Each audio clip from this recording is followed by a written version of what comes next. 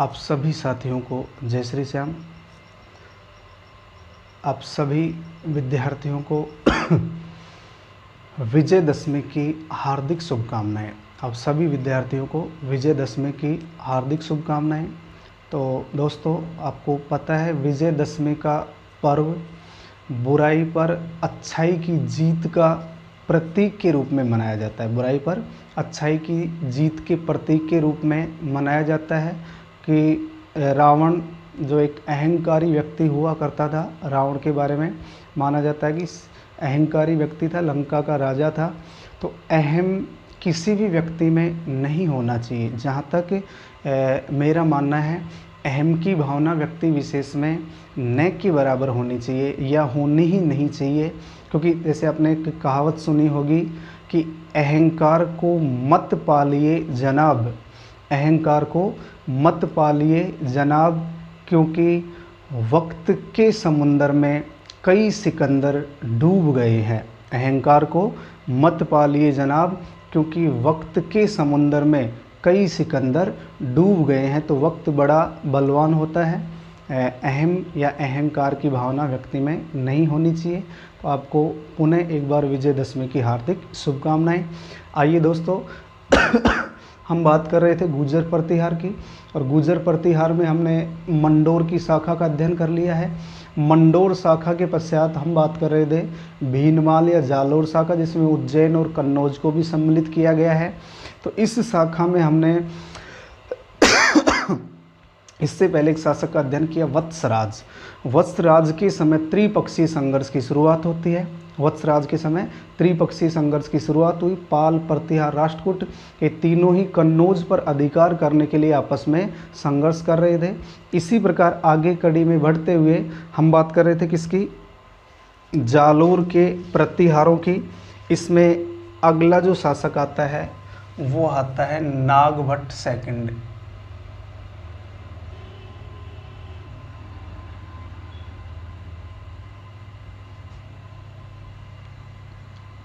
सात सौ 95 से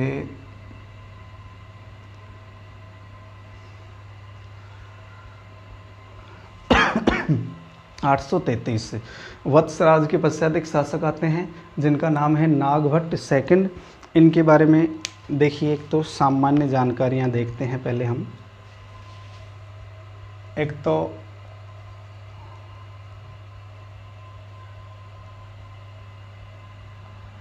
पिता का नाम वत्सराज,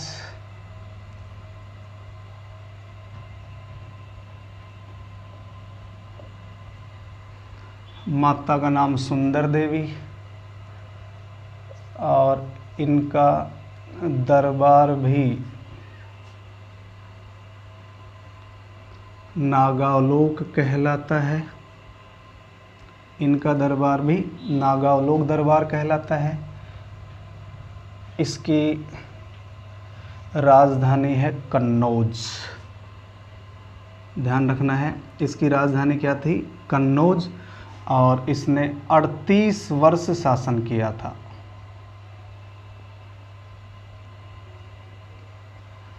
इसने कितने वर्ष शासन किया था, 38 वर्ष शासन किया था। तो त्रिपक्षीय संघर्ष में यहाँ से हमें क्या क्या बातें देखने को मिलेंगी उसे समझने का प्रयास कीजिए। देखिए,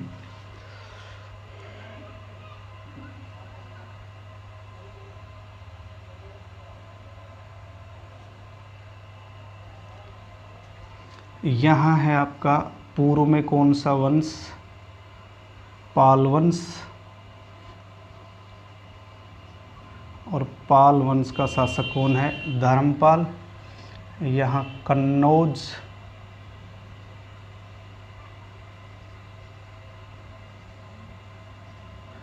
कन्नौज में शासक है चक्रायुध। इससे पहले कन्नौज में शासक कौन था, इंद्रायुध। इससे पहले कौन था, इंद्रायुध। अब यहाँ कौन है, चक्रायुध। इधर आपके जो राष्ट्रकूट हैं, और यहाँ का शासक है गोविंद थर्ड। और यहाँ आपके पश्चिम में कौन है, प्रतिहार। और प्रतिहार नरेश कौन है, नागभट्ट सेकंड। तो ये कंडीशन है, वर्तमान में स्थिति है नागभट्ट के समय। कन्नौज का शासक कौन है? चक्रायुध। पाल वंश का धर्मपाल। राष्ट्रकूट कौन है? गोविंद थर्ड। और प्रतिहार कौन है? नागभट्ट सेकंड। अब देखिए दोस्तों, इस गोविंद थर्ड और नागभट्ट सेकंड में 806 से लेकर 808 ईस्वी तक संघर्ष चला। राष्ट्रकूट शासक कौन है? गोविंद थर्ड और नागभट्ट सेकंड के मध्य 806 से 808 ईस्वी तक संघर्ष रहा और इस संघर्ष में ये विजयी हुआ, ये विजयी हो गया। इसके पश्चात इस राष्ट्रकूट शासक ने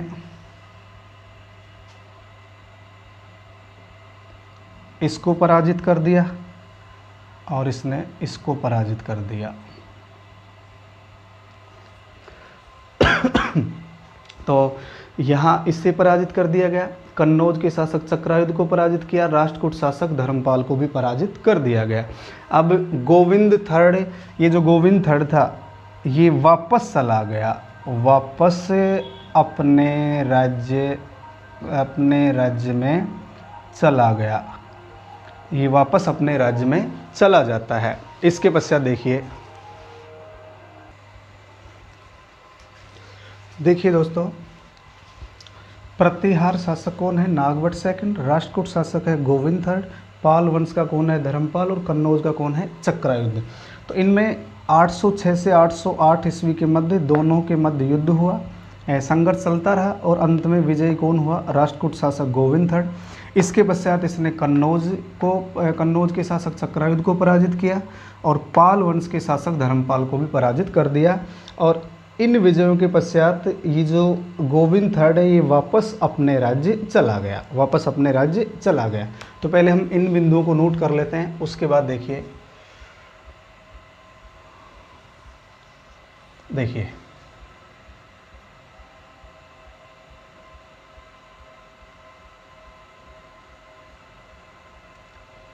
गोविंद थर्ड व नागभट्ट द्वितीय के मध्य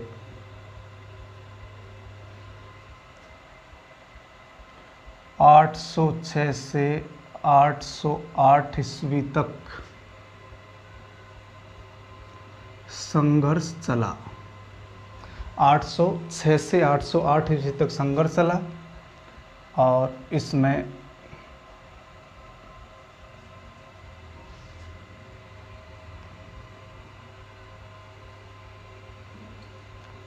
गोविंद थर्ड विजयी रहा। इसके पश्चात देखिए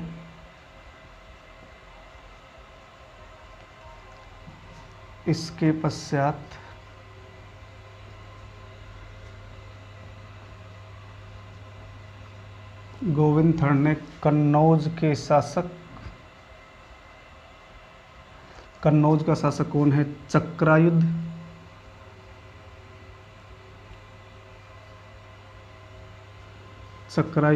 व पाल वंश के शासक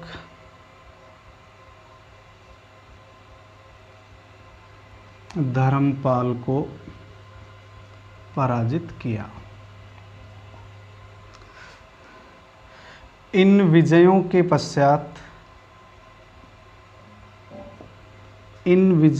पश्चात जो गोविंद थर्ड वापस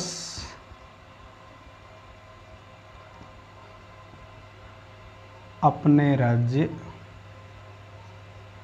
चला गया। गोविंद थर्ड वापस अपने राज्य चला जाता है। तो एक बार आप इसका स्क्रीनशॉट ले लीजिए, फिर आगे की कहानी क्या है उसके बारे में अध्ययन करते हैं।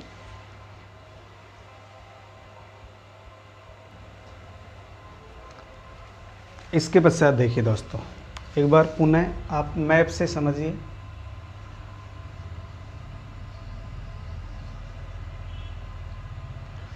तो यहाँ कौन है?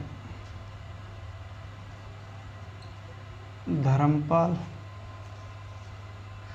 यहाँ है आपका गोविंद थर्ड और यहाँ पश्चिम में कौन है आपका, नागभट्ट सेकंड, और कन्नौज में कौन है, चक्रायुद्ध। चक्रायुद्ध। तो इससे पहले वाली स्थिति का हमने अध्ययन कर लिया है। गोविंद थर्ड ने इन्हें पराजित किया और गोविंद थर्ड वापस अपने राज्य लौट गया। अब इसके पश्चात देखिए दोस्तों, पहले हम बिंदु नोट कर लेते हैं। गोविंद थर्ड के वापस चले जाने के बाद नागभट्ट सेकंड ने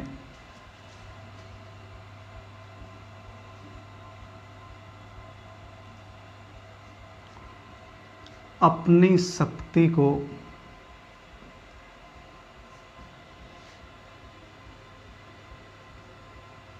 पुनः संगठित किया। नागभट्ट सेकंड ने अपनी शक्ति को पुनः संगठित किया। अब इस नागभट्ट सेकंड ने, देखिए, नागभट्ट सेकंड ने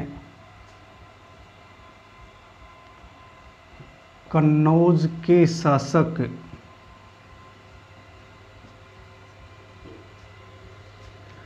चक्रायुद्ध को पराजित करके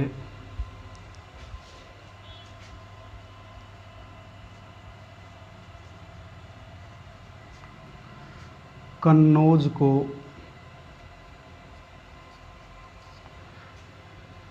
राजधानी बनाया। ध्यान रखना है गोविंद थर्ड के वापस चले जाने के बाद इसने अपनी शक्ति को संगठित किया और इसने कन्नौज पर अधिकार किया, कन्नौज को अपनी राजधानी बनाया। अब जैसे ही कन्नौज पर इसने अधिकार किया तो धर्मपाल ने नागभट्ट द्वितीय पर आक्रमण कर दिया। धर्मपाल ने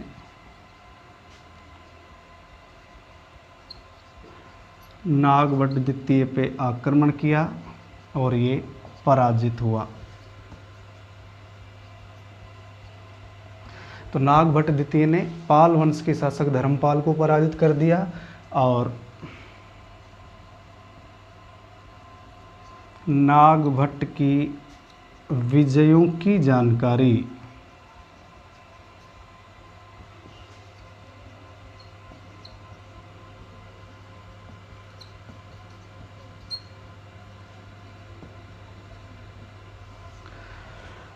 ग्वालियर अभिलेख में मिलती हैं। नागभट्ट विजयों की जानकारी ग्वालियर अभिलेख में मिलती हैं। इसके पश्चात इस नागभट्ट ने कुछ उपाधियां धारण की। देखिए, नागभट्ट की कुछ उपाधियां हैं। नागभट्ट की उपाधियां,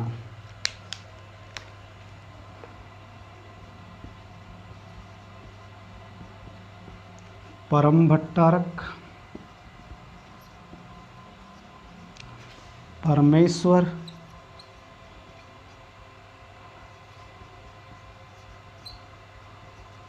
व महाराजा धीराज, ये उपाधियां मिलती हैं बकुला अभिलेख में। बकुला अभिलेख, बकुला अभिलेख में ये उपाधियां मिलती हैं।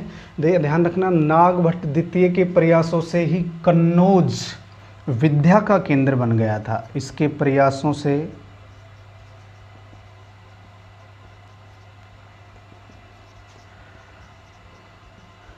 कन्नौज विद्या का केंद्र बन गया, शिक्षा का केंद्र बन गया था।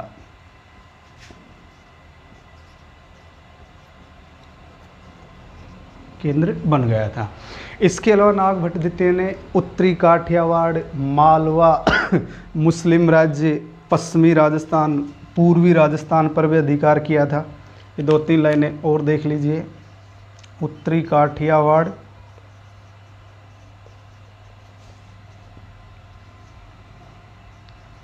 हिमालय प्रदेश,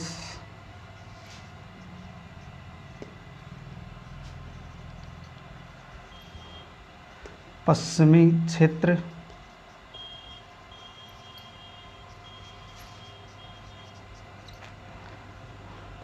पूर्वी राजस्थान पर भी अधिकार किया था।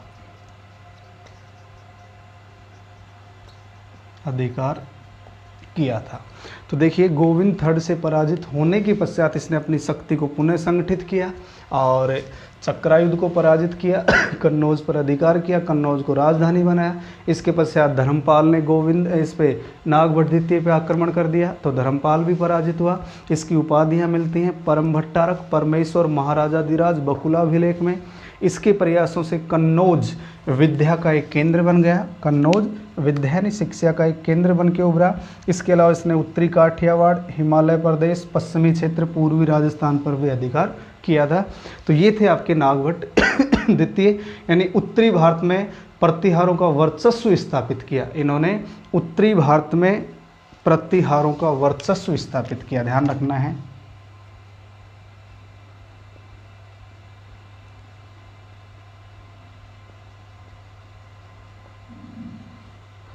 प्रतिहारों का वर्चस्व स्थापित किया। उत्तरी भारत में प्रतिहारों का वर्चस्व स्थापित किसके द्वारा किया गया? नागभट्ट द्वितीय के द्वारा। तो ये था नागभट्ट द्वितीय। एक बार आप इसका स्क्रीनशॉट ले लीजिए।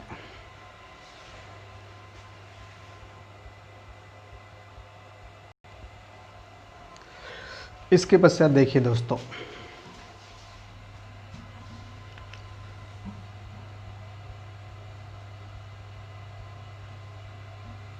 प्रबंध कोश व खुम्माण रासों से हमें एक जानकारी मिलती है। प्रबंध कोश व खुम्माण रासों से हमें जानकारी मिलती है कि नागभट्ट सेकंड ने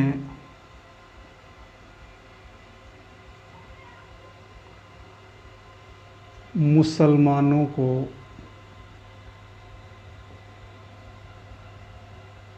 पराजित कर दिया था।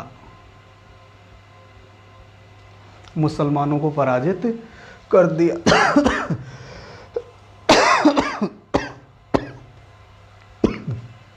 इसके पश्चात एक शासक आता है यहाँ का रामभद्र, 833 से 836 ईस्वी। एक शासक आता है जिसका नाम है रामभद्र, 833 से 836 ईस्वी। तो ये नागभट्ट द्वितीय के पश्चात शासक बना।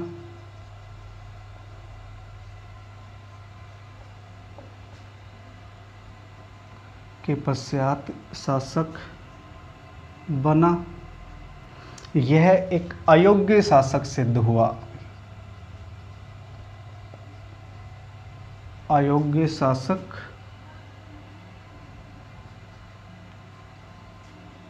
सिद्ध हुआ। तो रामभद्र एक अयोग्य शासक था, इसीलिए इसका शासनकाल प्रतिहार वंश का अवनति का काल माना जाता है। ध्यान रखना है, इसका शासनकाल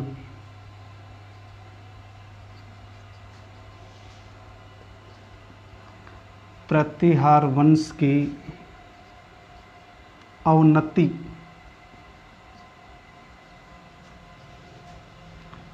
का काल माना जाता है। इसका शासनकाल प्रतिहार वंश की अवनति का काल माना जाता है।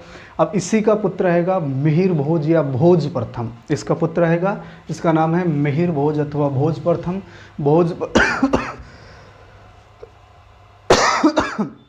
भोज प्रथम ने अपने पिता रामभद्र की हत्या करके सिंहासन प्राप्त किया, जिसे प्रतिहारों में पितृहंता कहा जाता है। जिसे प्रतिहारों में पितृहंता कहा जाता है। तो इसके बाद नेक्स्ट जो शासक है उसका नाम है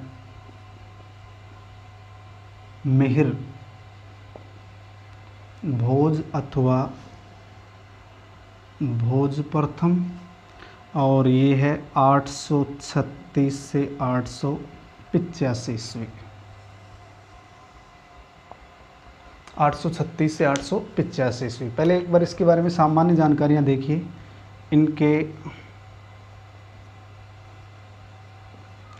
पिता का नाम रामभद्र,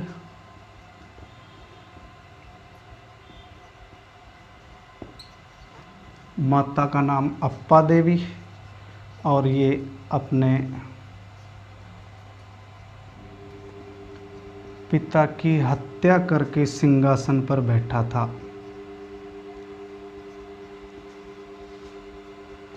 पिता की हत्या करके ये सिंहासन पर बैठा था, इसलिए इसे प्रतिहारों में पितृहंता कहा जाता है। प्रतिहारों में पितृहंता कहा जाता है। प्रतिहारों में पितृहंता कहा जाता है। और ये प्रतिहार वंश का सबसे प्रसिद्ध और सबसे शक्तिशाली शासक था।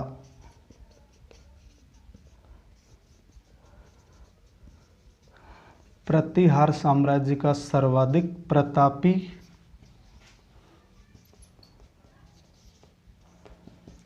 प्रसिद्ध एवं शक्तिशाली शासक था। तो कुछ विद्वान तो इसे ही प्रतिहार साम्राज्य का वास्तविक संस्थापक मानते हैं, प्रतिहार वंश का वास्तविक संस्थापक मानते हैं मिहिर भोज की। और इसकी उपाधियां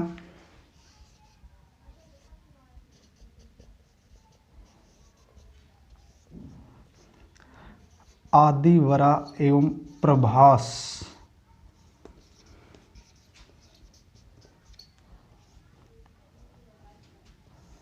इसकी उपाधियां आदिवरा एवं प्रभास, और इसके बारे में जानकारी ग्वालियर शिलालेख से मिलती है। ध्यान रखना है, इसके बारे में जानकारी का प्रमुख स्रोत क्या है? ग्वालियर अभिलेख।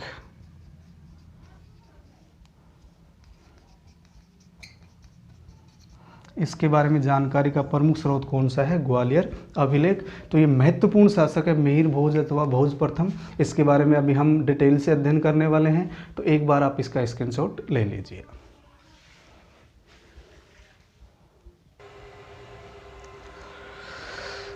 इसके पश्चात देखिए दोस्तों, हम मिहिर भोज के बारे में अध्ययन कर रहे हैं। मिहिर भोज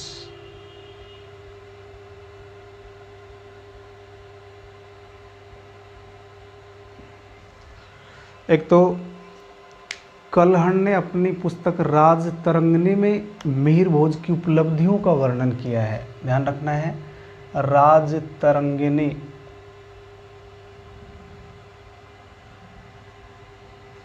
में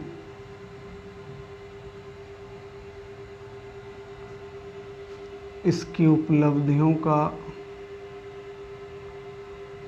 वर्णन है।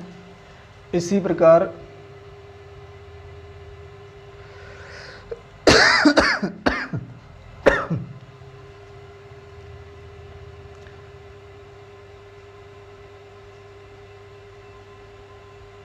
अरब यात्री सुलेमान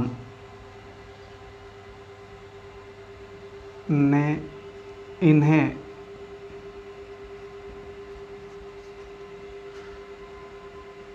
संपूर्ण भारत का सबसे शक्तिशाली शासक बताया है। ध्यान रखना है, अरब यात्री जिसका नाम है सुलेमान, सुलेमान ने इसे संपूर्ण भारत का सबसे शक्तिशाली शासक बताया। अगर हम सुलेमान की बात करें, सुलेमान के माध्यम से इनके बारे में हमें और क्या जानकारी मिलती है? देखिए, एक तो मिहिर भोज को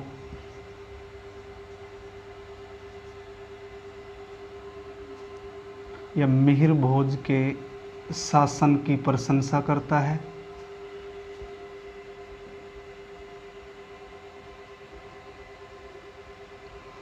इसी प्रकार इसने बताया संपूर्ण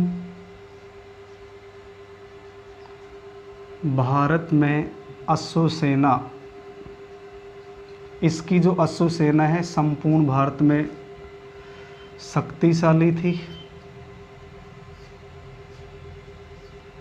यानी संपूर्ण भारत के राजाओं की जो अश्व सेना थी उसमें सबसे प्रसिद्ध शक्तिशाली अश्व सेना किसकी बताई गई है?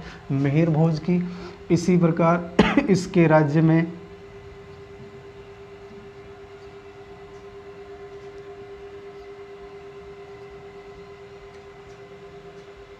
सोने चांदी की खदानें थी।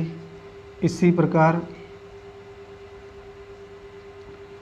राज्य में चोर व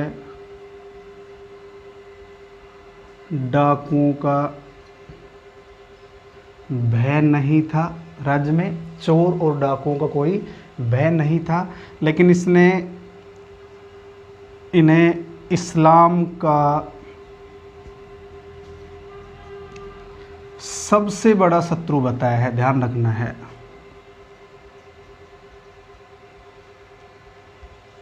मिहिर भोज को इस्लाम का सबसे बड़ा शत्रु बताया है। अगर व्यक्ति विशेष की बात करें, विद्वान की बात करें, तो यात्री कौन था? सुलेमान, अरब यात्री सुलेमान ने इसे इस्लाम का सबसे बड़ा शत्रु बताया।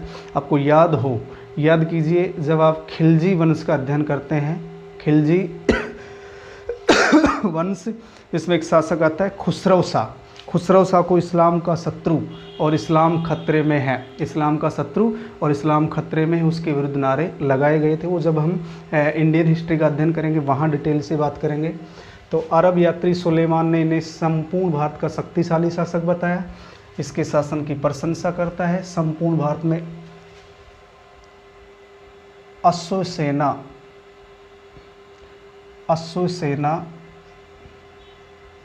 शक्तिशाली थी, सोने चांदी की खदानें थी, चोर डाकुओं का भय नहीं था और इस्लाम का सबसे बड़ा शत्रु बताया गया है। इसके पश्चात देखिए, मिहिर भोज ने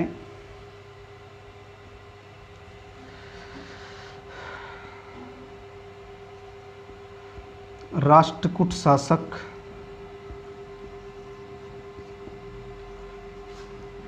कृष्ण तृतीय को पराजित करके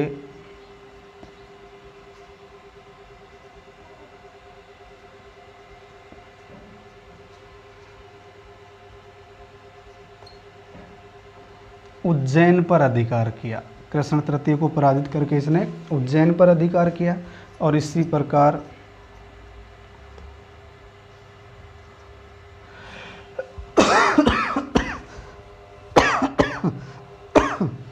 पाल वंश के शासक देवपाल व उसके उत्तराधिकारी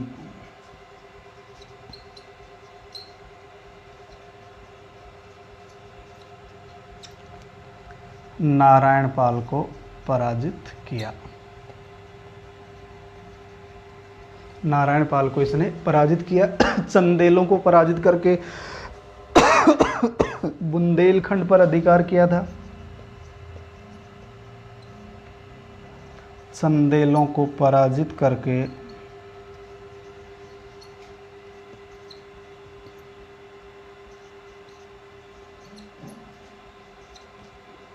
बुंदेलखंड पर अधिकार किया।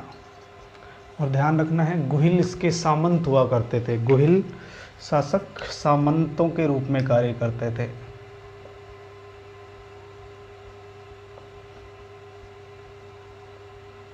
गुहिल शासक इसके सामंतों के रूप में कार्य करते थे।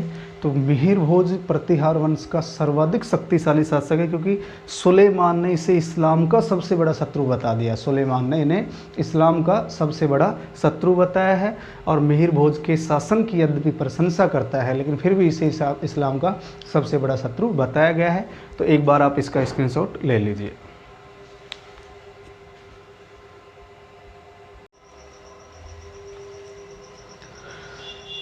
इसके पश्चात देखिए दोस्तों, मिहिर भोज के पश्चात यहाँ का शासक बना महेंद्रपाल फर्स्ट।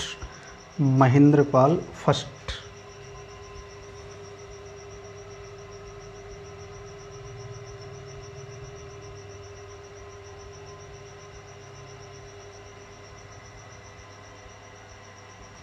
885 से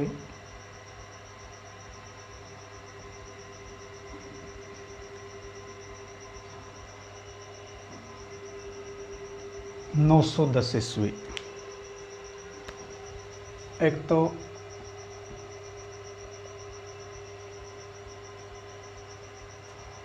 पिता का नाम मिहिर भोज,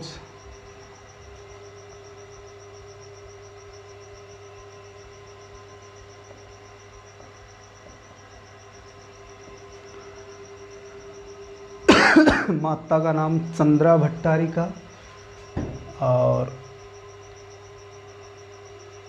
इसने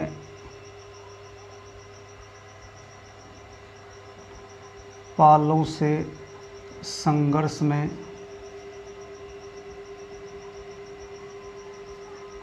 विजय प्राप्त की। इसी प्रकार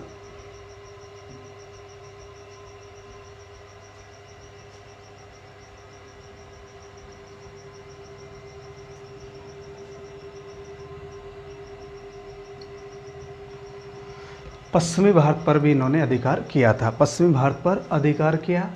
इनकी कुछ उपाधियां मिलती हैं, देखिए।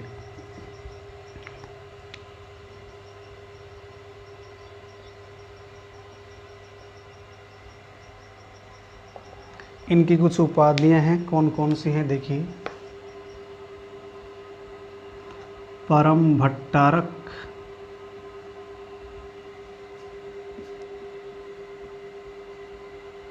परमेश्वर, परम भट्टारक, परमेश्वर,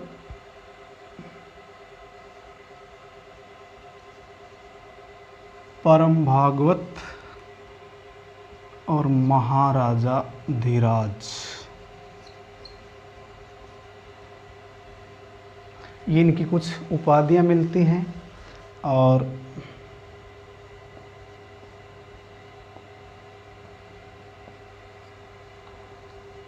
कवि राजशेखर ने इन्हें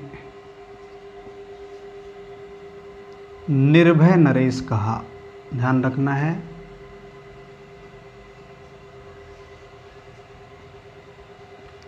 कवि राजशेखर ने इसे क्या कहा? निर्भय नरेश। ये ध्यान रखना है, कवि राजशेखर इनके दरबारी साहित्यकार थे।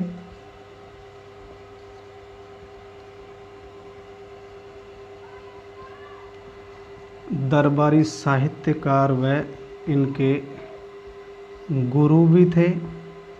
और राजशेखर की कुछ रचनाएं हैं। राजशेखर की रचनाएं देखिए, कौन कौन सी रचनाएं हैं राजशेखर की रचनाएं।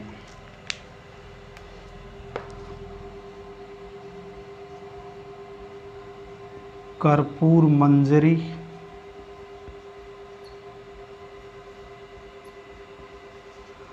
काव्य मीमांसा, भुवन कोश,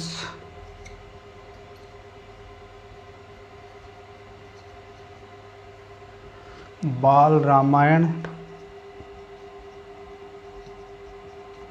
बाल भारत व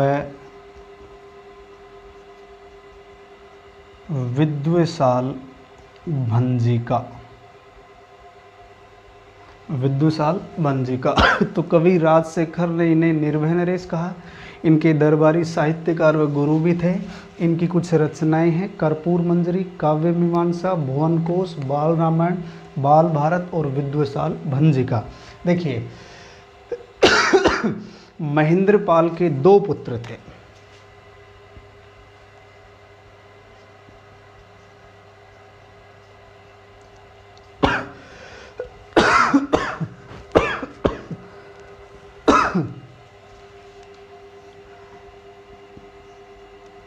भोज द्वितीय और महिपाल प्रथम। भोज द्वितीय और महिपाल प्रथम दोनों में उत्तराधिकारी संघर्ष हुआ था।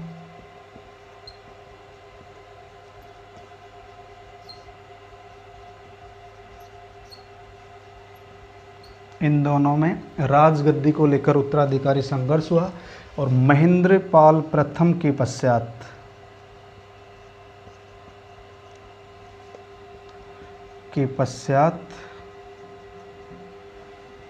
भोज सेकंड शासक बना था। ध्यान रखना है, भोज सेकंड शासक बना था। तो महेंद्रपाल फर्स्ट, पिता मिहिर भोज, माता चंद्रा भट्टारिका। इसने पालों से संघर्ष में विजय प्राप्त की, पश्चिमी भारत पर अधिकार किया। उपाधियां परम भट्टारक, परमेश्वर, परम भागवत, महाराजा धीराज। कवि राजशेखर ने इन्हें निर्भय नरेश कहा। क्या कहा इन्हें? निर्भय नरेश कहा। और ये इनके दरबारी साहित्यकार व गुरु भी थे। इनकी रचनाएं हैं कर्पूर मंजरी, काव्य मीमांसा, भुवन कोश, बाल रामायण, बाल भारत व विद्वशाल भंजिका। 2 पुत्र भोज सेकंड, महिपाल फर्स्ट, इन दोनों में उत्तराधिकारी संघर्ष हुआ और महेंद्र पाल के पश्चात भोज द्वितीय शासक बना था। भोज द्वितीय शासक बना। तो एक बार आप इसका स्क्रीनशॉट ले लीजिए।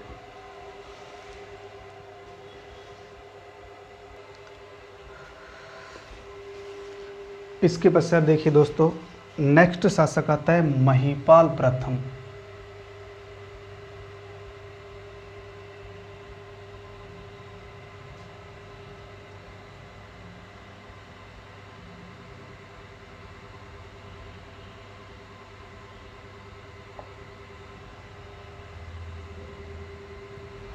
महिपाल प्रथम 914 से 943 ईस्वी। तो इससे पहले शासक कौन था? भोज द्वितीय। इससे पहले शासक कौन था? भोज द्वितीय। तो ध्यान रखना है, भोज द्वितीय ने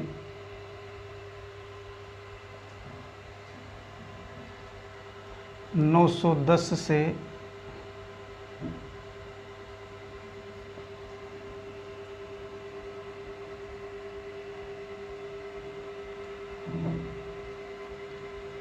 913 ईस्वी तक शासन किया था। भोज द्वितीय ने 910 से 913 ईस्वी तक शासन किया था। और इसके समकालीन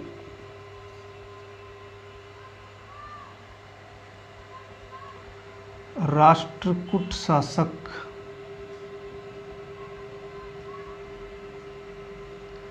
इंद्र थर्ड था। इसके समकालीन राष्ट्रकूट वंश का शासक कौन था? इंद्र थर्ड। तो इससे इंद्र थर्ड ने एक तो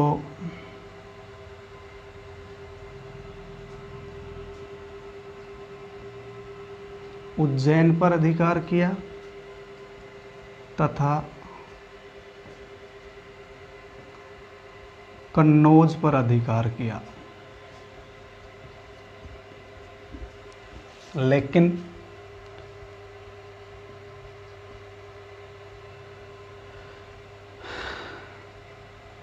कालांतर में महिपाल फर्स्ट ने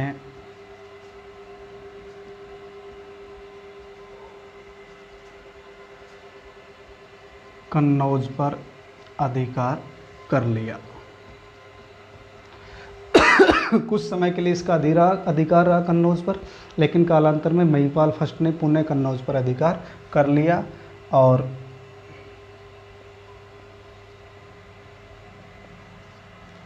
कवि राजशेखर इनके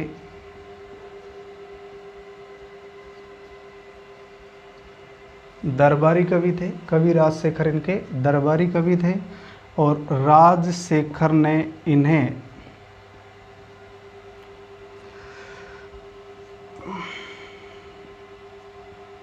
रघुकुल, मुकुटमणि तथा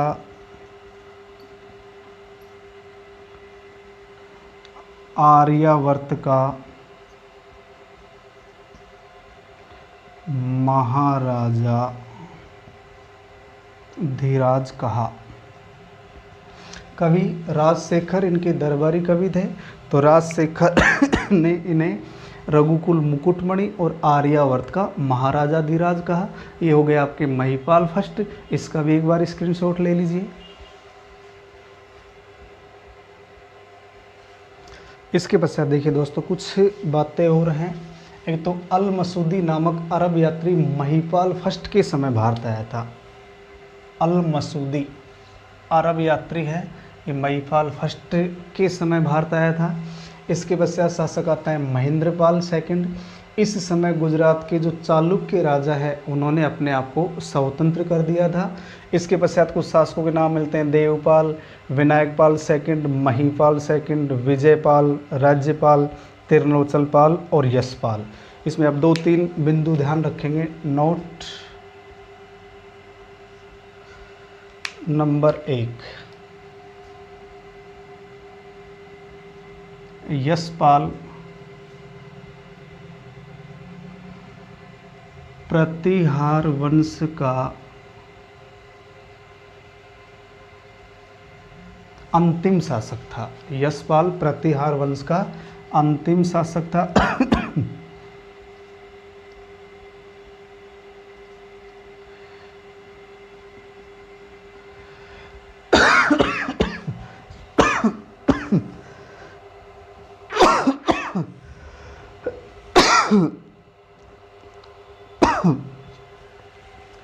एक 1093 में चंद्रदेव नामक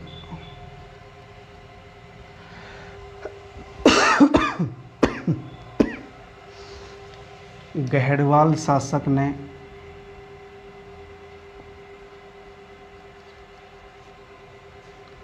यशपाल से कन्नौज छीनकर उस पर अधिकार कर लिया।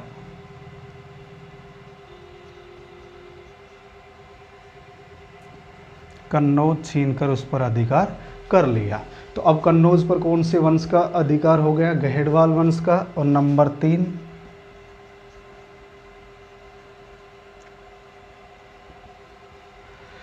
त्रिपक्षीय संघर्ष में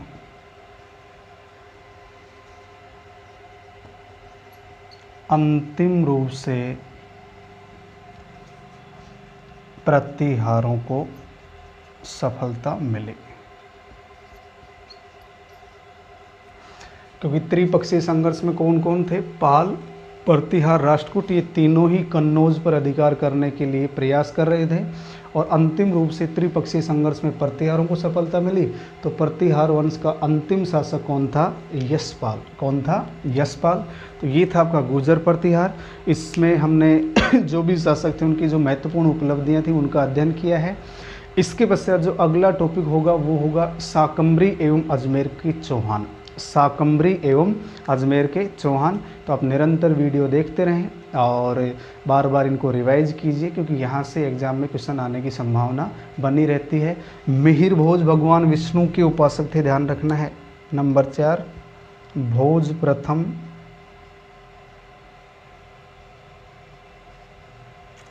विष्णु भगवान के उपासक थे।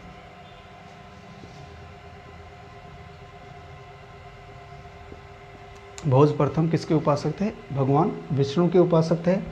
तो प्यारे मित्रों, आप सभी को एक बार पुनः विजयदशमी की हार्दिक शुभकामनाएं। और नेक्स्ट हमारा वीडियो होगा, नेक्स्ट हमारा जो टॉपिक होगा वो होगा शाकंभरी एवं अजमेर के चौहान।